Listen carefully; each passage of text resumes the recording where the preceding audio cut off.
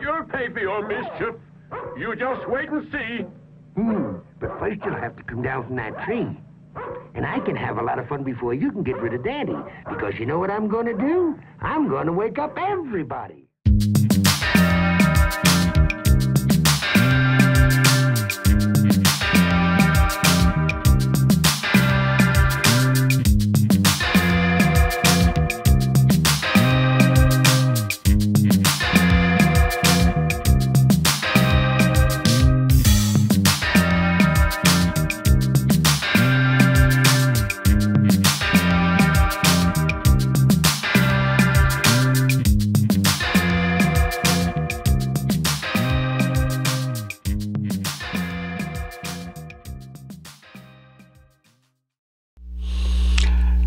Hey gang, Uncle Todd and Sonny here. Don't be so rude. Today, since Thanksgiving's over, we're getting into Christmas films. Our first one is simply called Santa Claus, although in some areas it was known as Santa Claus versus the Devil.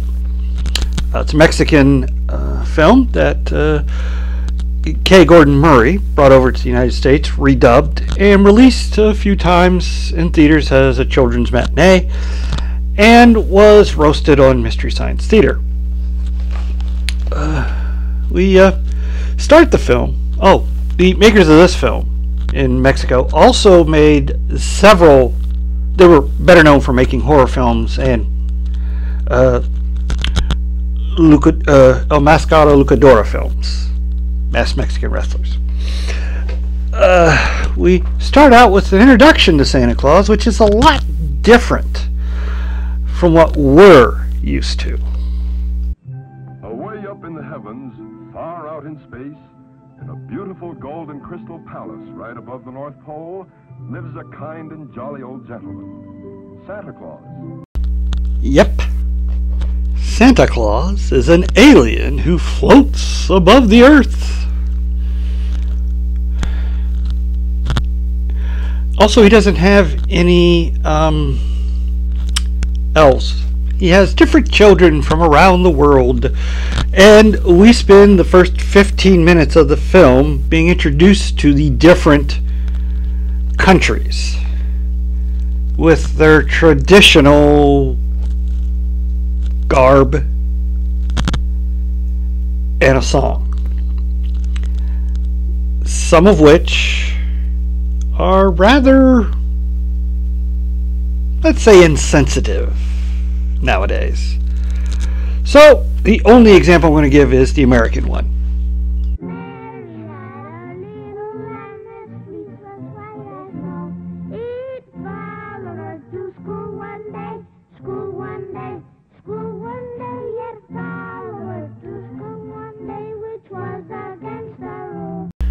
In another weird reveal, Santa is helped by Merlin the Magician, who created his mechanical reindeer and all of his other methods he has of getting around the world and such.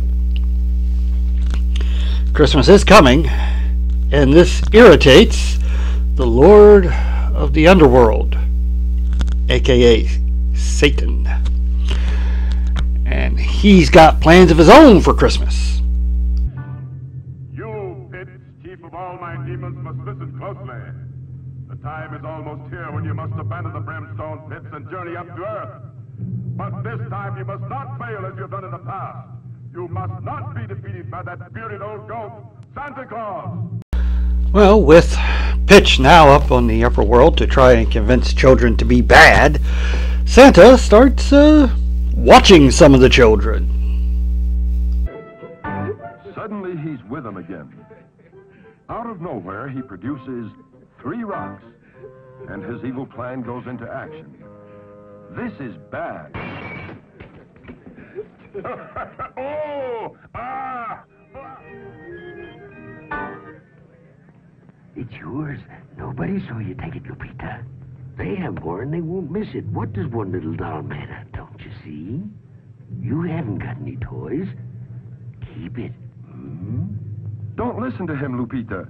It's bad to steal, and you'll be sorry. That's right, put it back. And what large gift boxes. Would these be toys?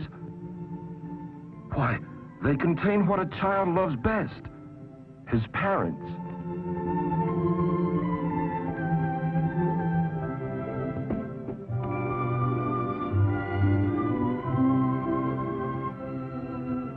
So, we have three little boys who are doing all kinds of naughty things. We have a poor little girl who only wants a doll, but parents can't afford one, and she doesn't steal one. And then we have a rich kid whose parents can give him everything except their time and attention. That last one, Santa was looking in on his dream. I know this is a fantasy from the 50s, but it is really creepy the way they make Santa Claus in this. Anyway, Pitch isn't done with Lupita, and he enters her dream in which we get a philosophical debate. We dolls don't like good little girls. No, to steal is evil, and I don't want to be evil. You must be evil if you want a doll. No, you know stealing is evil, and I don't want to be evil. Well, that sure put Pitch in his place. Well, after Santa receives letters from all the good little boys and all the bad little boys who are lying, but he knows. And after he does some training, practicing getting in and out of chimneys and such, it's time to head to Earth. So he's going to wind up his reindeer.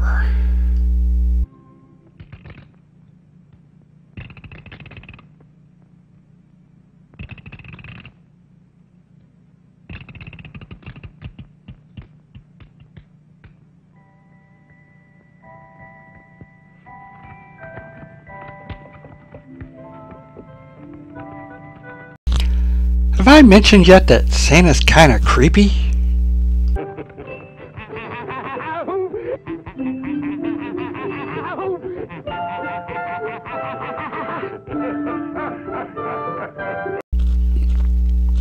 Think about that when you're trying to sleep tonight.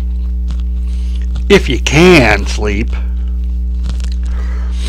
Well, Santa's on his way to Earth and almost has a mishap that would make Pitch's job easy as pie.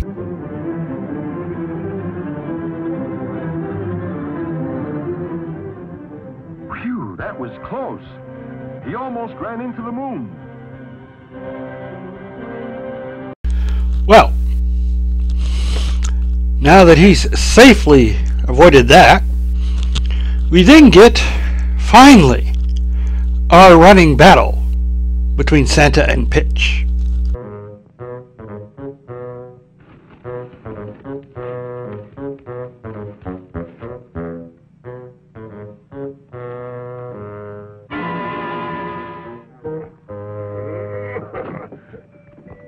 Well, what's happened here? I can smell sulfur. Well, that must explain this. That old devil Pitch must be around here. Using his magic parasol. Old Pitch hadn't counted on this. He's almost green with anger. Coming down this chimney now. Uh-oh, he's all right, but that was close. Oh, my goodness.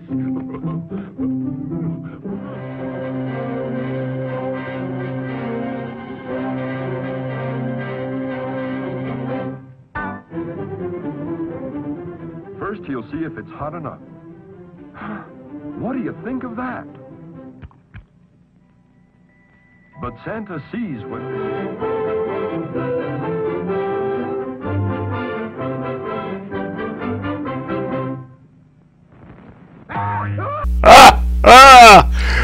Isn't violence funny? Well, with that out of the way, Santa makes his way to a nightclub where he's going to make the little rich kid happy. That's a strange cocktail, isn't it? It's the cocktail of remembrance which only I can prepare. Whoever drinks it will think of that which is most dear and which at times, for some unknown reason, we seem to forget. Now that's strange. I suddenly have an urge to see our little boy. Let's go home. Poor Billy's always alone. I feel that he's needing us, too. He'll be so glad. Come on. And so they rush home, and he is glad to see them. Oh, remember those 3 naughty boys?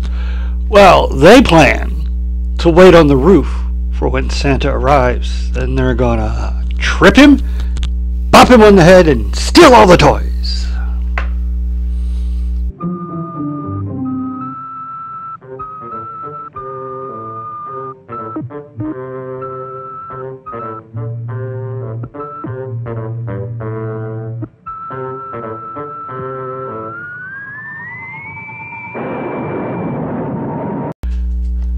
A little shook up, but they realize that must have been Santa. He must have left them something. So they hurry back to their stockings. Some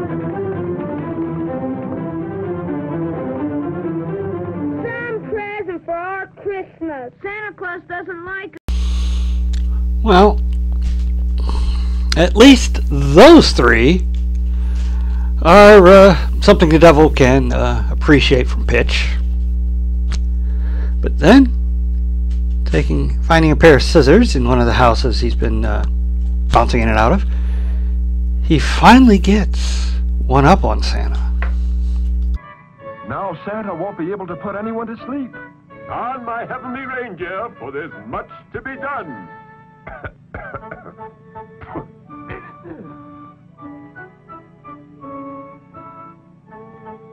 And there goes the flower to disappear. And wouldn't you know it, the very next house he comes to, he meets Dante, a guard dog. The powders, the flower to disappear. No powders and no flower. What do I do now? Run, Santa! Climb the tree! It's your only chance! Santa is really in for it now. He only has until daylight. If he doesn't get back to his palace by daylight, before daylight comes, the reindeer will turn into powder. And then he'll be stuck down on Earth and starve to death because all he can eat are sweets made from the clouds. He can't eat human food. And if that wasn't bad enough, Pitch starts getting everybody woken up. There's a prowler out there. He's come to kill your wife and your children. He's really quite vicious. He's hiding up in your tree. Defend yourself. He's going to murder you. He's going to murder you.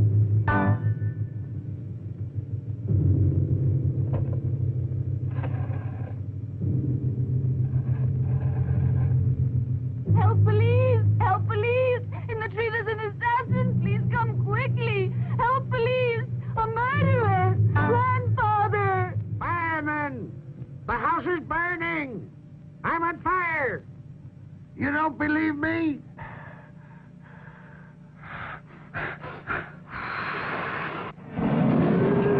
Mercy! This is a 5-alarm fire.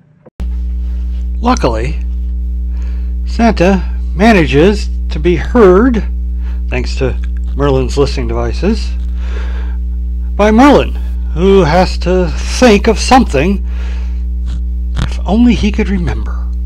Against good is bad. Against black is white. Against a bad itch, scratch it. Against thirst, water. Against mad dog. Against mad dog. Against mad dog. A cat.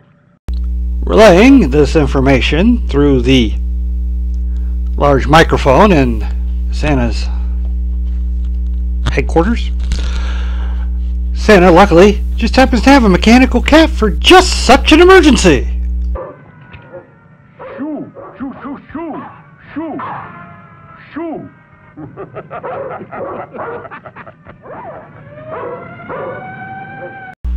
Santa manages to get out of the tree unseen. The police show up, can't find anyone in the tree, but the arriving firemen do see some smoke somewhere. Make sure the fire's out. There's some smoke over there. Well, that serves him right, the old troublemaker. Miraculously, finding the flower that allows him to disappear, Merlin implores Santa to hurry back. It is almost dawn, but he's got one person he cannot disappoint. And he doesn't.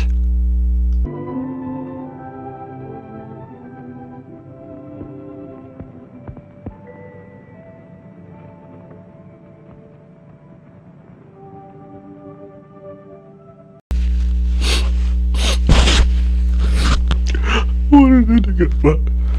Oh. Better? Good. What an ending. This is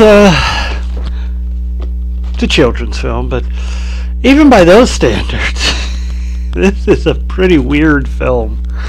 I'm not sure who came up with this concept of Santa Claus having to fight a lackey of the devil to make sure Christmas comes to those that are good and punishing the naughty and all that. It is original, I'll give it that.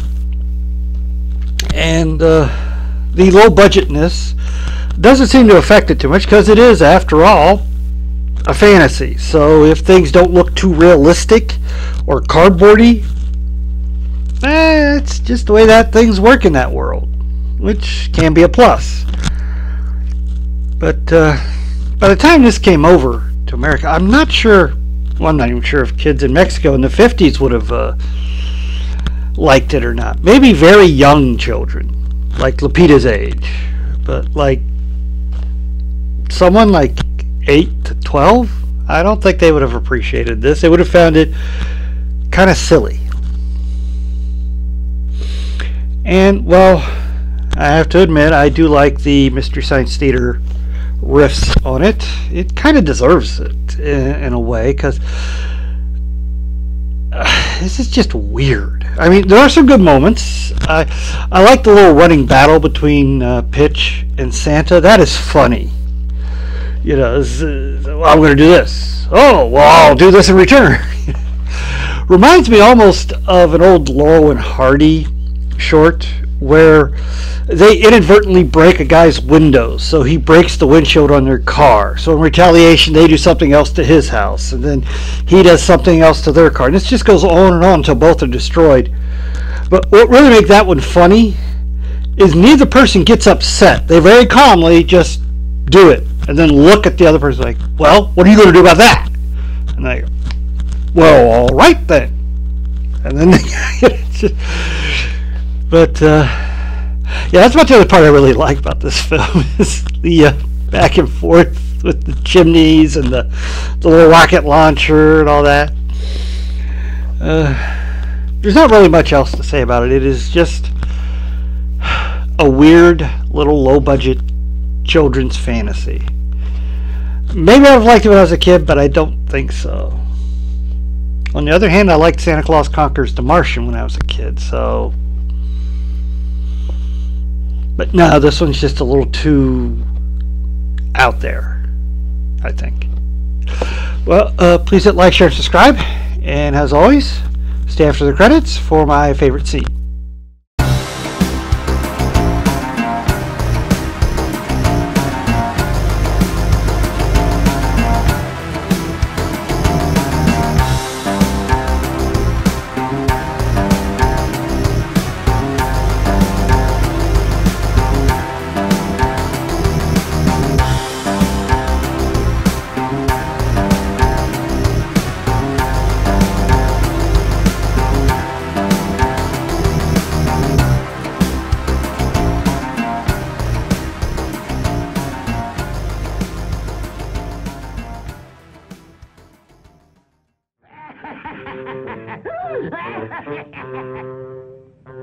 Pitch is foiled again. But suddenly he thinks of something else to do.